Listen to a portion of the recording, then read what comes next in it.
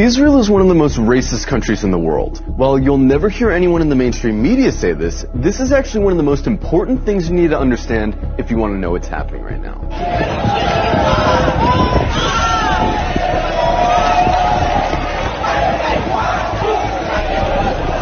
From its inception, the whole idea of Israel as a country was based on racism. Israel was conceived as a Jewish state, and while there's nothing wrong in principle with Jews having a homeland, the problem is that they insisted that that homeland had to be in Palestine, which already belonged to someone, the Palestinians. The slogan of Israel's founders was a land for a people without a land.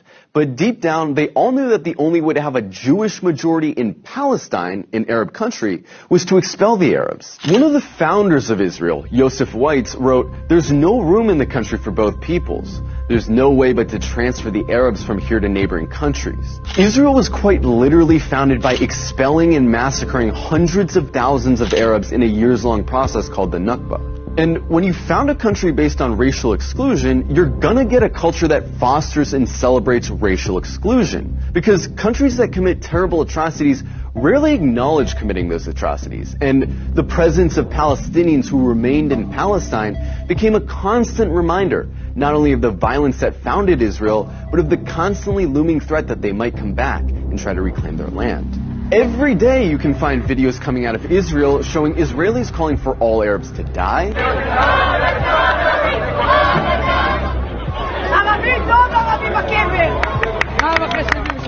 insulting the Prophet Muhammad,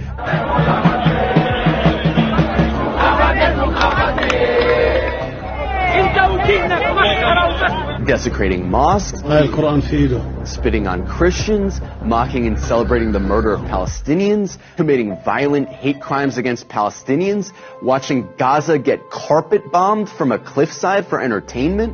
But don't just go off these anecdotes.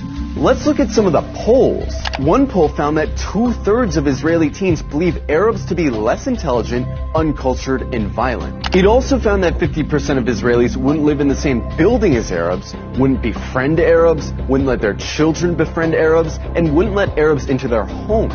Another poll found that 60% of Israeli Jews want segregation from Arabs. Another poll found that half of Israeli Jews agree with the statement, most Jews are better than most non-Jews because they were born Jews.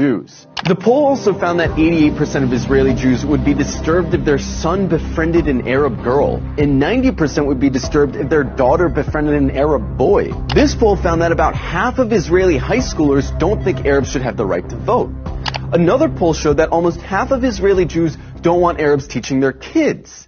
Not only are these views widely held in Israeli society, they're also represented in government, which codifies these sentiments into law. For example, Israel has a law that says if an Israeli marries a Palestinian, or someone from several other regional Arab states, that person isn't allowed to move in with said Israeli.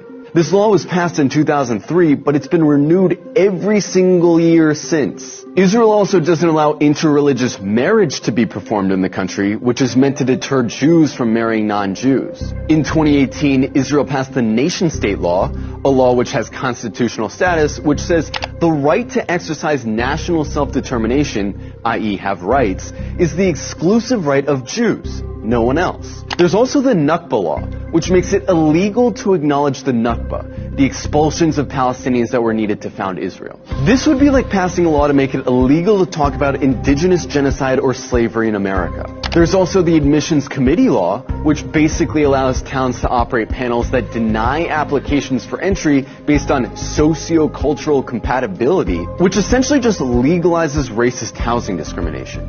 In Israel, advocating genocide of Palestinians doesn't hurt your chances of holding a high position in government. And in fact, in many cases, it helps. In 2014, Israeli lawmaker Ayelet Shaked wrote an unhinged rant on Facebook, calling all Palestinians enemy combatants and saying their mothers should be killed for giving birth to, quote, little snakes. The next year, she was appointed Minister of Justice by Benjamin Netanyahu. Itamar Ben-Gvir, a lifelong admirer of Meir Kahane, an Arab exterminationist, a man who praised the Jewish settler who killed the Palestinian for throwing a rock at him, a man who was famously acquitted after being criminally charged for chanting death to Arabs, is Israel's current Minister of National Security. He's not some fringe figure either. He's one of the most popular politicians in Israel right now. In the last few days, Israel's been working hard to cast itself as the victim of hatred, the victim of terrorism, the victim of anti-Semitism, that they have no choice but to lay siege to Gaza. But underneath this carefully concocted victim complex is a racist, Jewish supremacist state that's been trying to finish the job that the Nakba started for decades. And really, this shouldn't come as a surprise to anyone. After all, they're literally cutting off water and electricity to a city of 2 million people right now.